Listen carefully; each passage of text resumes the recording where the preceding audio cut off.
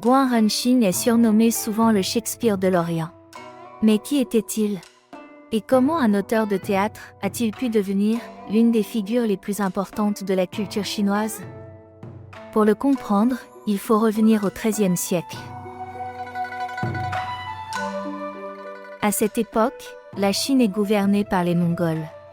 Le gouvernement de Kubilai Khan reprend une partie de l'administration des anciennes dynasties chinoises, mais une différence majeure bouleverse la vie des intellectuels.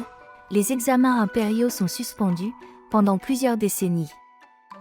Depuis plus de 6 siècles, ces concours permettaient aux lettrés d'accéder aux fonctions administratives. Soudain, cette voie disparaît. Des milliers d'hommes cultivés perdent leur principal moyen de faire carrière. Bien sûr, certains trouvent d'autres chemins. Des savants exceptionnels comme Guo Shojin, brillants astronomes et ingénieurs, sont recrutés grâce à leur talent scientifique. Mais ces cas restent rares. La majorité des lettrés doivent simplement trouver une manière de gagner leur vie. C'est dans ce contexte qu'apparaît Guan Renxin. Il serait né dans une famille de médecins. Cette origine lui permet d'observer de près la vie quotidienne des gens ordinaires, leurs maladies, leurs difficultés et leurs souffrances. En même temps, il reçoit une solide éducation littéraire. Mais Guan Renxin ne ressemble pas vraiment aux lettrés traditionnels.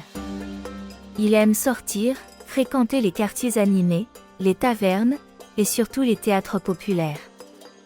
Il se décrit lui-même avec beaucoup d'humour. Je suis le chef de tous les séducteurs sous le ciel, le premier des vagabonds du monde. Très vite, Guan Renxin devient un ami des musiciens, des chanteurs et des acteurs. Il écrit pour eux et monte même parfois sur scène pour jouer. Cette proximité avec les artistes populaires va profondément transformer son écriture. Car avant la dynastie Yuan, la Chine possède déjà une longue tradition théâtrale. On trouve des chants, des danses, des numéros comiques ou acrobatiques, mais les pièces racontent rarement une histoire complexe. Guan Renxin participe à la naissance d'une nouvelle forme de théâtre, plus élaborée.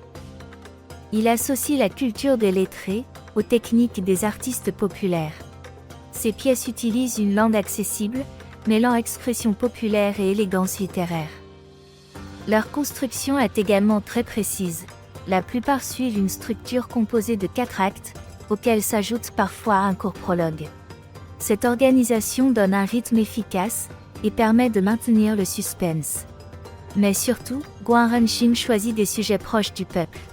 Au lieu de raconter uniquement les exploits des empereurs ou des grands généraux, il parle d'amour, de pauvreté, de corruption, d'injustice et de la vie quotidienne.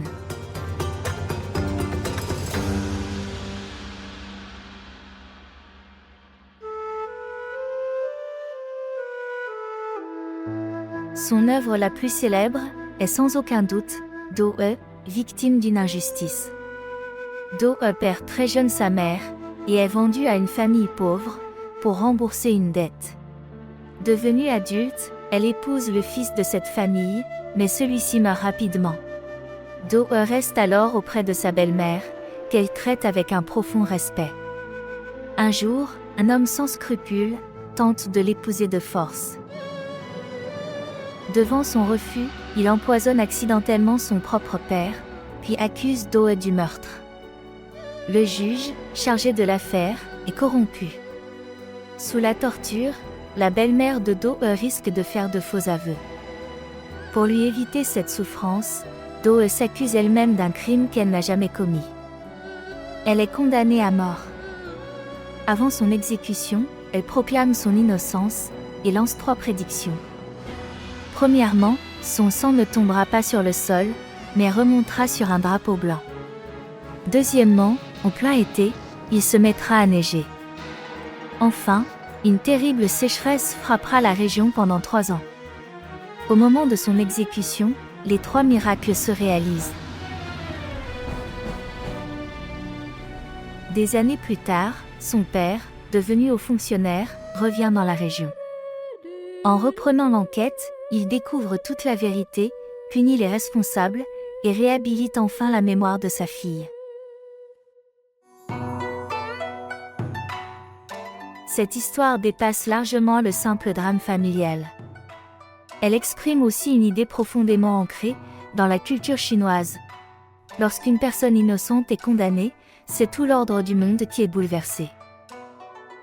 Au total, Guan Renxin aurait écrit plus de 60 pièces, dont une petite vingtaine sont encore conservées.